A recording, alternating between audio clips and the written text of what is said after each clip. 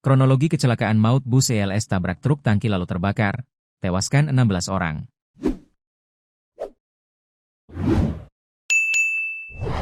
Sebanyak 16 orang dilaporkan meninggal dunia kecelakaan bus ELS versus mobil tangki bahan bakar minyak, BBM.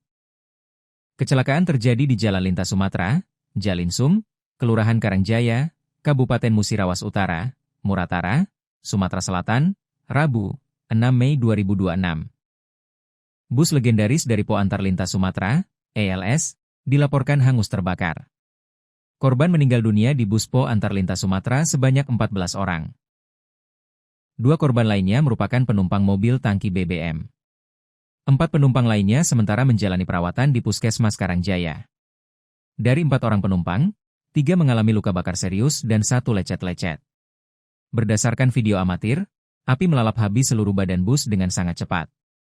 Bus ELS menabrak mobil tangki minyak yang diduga melintas dari arah Kabupaten Muratara menuju kota Lubuk Linggau.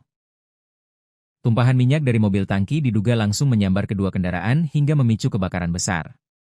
Suasana di tengah jalan lintas tersebut berubah menjadi sangat mencekam. Ditambah dengan beberapa kali suara ledakan kecil yang diduga berasal dari ban atau tangki bahan bakar bus. Kerumunan warga tampak menyaksikan kejadian dari jarak aman di pinggir jalan dan area perkebunan sawit sekitarnya. Tidak sedikit warga yang syok melihat armada transportasi legendaris itu ludes hanya dalam hitungan menit. Coba telepon PLN, telepon damkar, teriak salah seorang warga di lokasi kejadian. Perekam video juga terdengar memberikan informasi mengenai situasi tersebut. Di Karangjaya, kejadian mobil bertumburan langsung kebakaran, katanya. Kepala Bidang Kesiapsiagaan Badan Penanggulangan Bencana Daerah, BPBD, Muratara, Sumatera Selatan, membenarkan adanya 16 orang meninggal dunia. Laporan sementara ada 16 korban jiwa yang sudah teridentifikasi meninggal dunia, ujarnya.